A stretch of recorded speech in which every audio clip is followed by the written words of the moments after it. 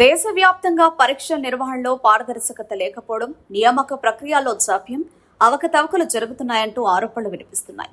ఈ నేపథ్యంలో cockroach Janata party ఆధ్వర్యంలో ఉత్తరప్రదేశ్ రాజధాని లక్నోలో భారీ నిరసన కార్యక్రమం నిర్వహించారు. పార్టీ నాయకుడు అభిజిత్ దీప్కే నేతృత్వంలో నిర్వహించిన ఈ కార్యక్రమంలో టీచర్ రిక్రూట్మెంట్ అభ్యర్థులు, మెడికల్ విద్యార్థులు, సివిల్ సర్వీసెస్ కు సిద్ధమవుతున్న యువతతో పాటు వివిధ ప్రభుత్వ ఉద్యోగాల కోసం ఎదురు చూస్తున్న అభ్యర్థులు పెద్ద సంఖ్యలో పాల్గొన్నారు. లక్నోలోని ఎకో గార్డెన్ ఈ నిరసనలకు వేదికగా మారింది.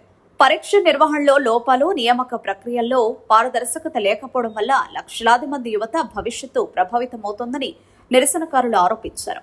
అభ్యర్థుల శ్రమ, సమయానికి తగిన న్యాయం జరగడం లేదని వారు ఆవేదన వ్యక్తం చేశారు. నిరసనలో పాల్గొన్న వారు ముఖ్యంగా కేంద్ర విద్యాశాఖ మంత్రి ధర్మేంద్ర ప్రధాన్ రాజీనామా చేయాలని డిమాండ్ చేశారు. విద్యా వ్యవస్థలో ఎదురవుతున్న సమస్యలకు రాజకీయ, పరిపాలనా బాధ్యత వహించాలని వారు పేర్కొన్నారు. పరీక్ష నిర్వహణలో జరిగిన లోపాలపై సమగ్ర విచారణ జరిపి బాధ్యులపై చర్యలు తీసుకోవాలని కోరారు. నిరసన ప్రాంగణంలో విద్యార్థులు, ఉద్యోగార్థులు తమ డిమాండ్లకు మద్దతుగా నినాదాలు చేశారు. ఉద్యోగాల కోసం సంవత్సరాల తరబడి కష్టపడుతున్న యువతకు న్యాయం చేయాలని, పరీక్షా వ్యవస్థపై నమ్మకం పునరుద్ధరించే చర్యలు తీసుకోవాలని వారు ప్రభుత్వాన్ని కోరారు. ఇటీవలి కాలంలో దేశవ్యాప్తంగా వివిధ నియామక పరీక్షలు, ప్రవేశ పరీక్ష నిర్వహణపై ప్రశ్నలు తలెత్తిన నేపథ్యంలో ఈ ఆందోళన మరింత ప్రాధాన్యతను సంతరించుకుంది.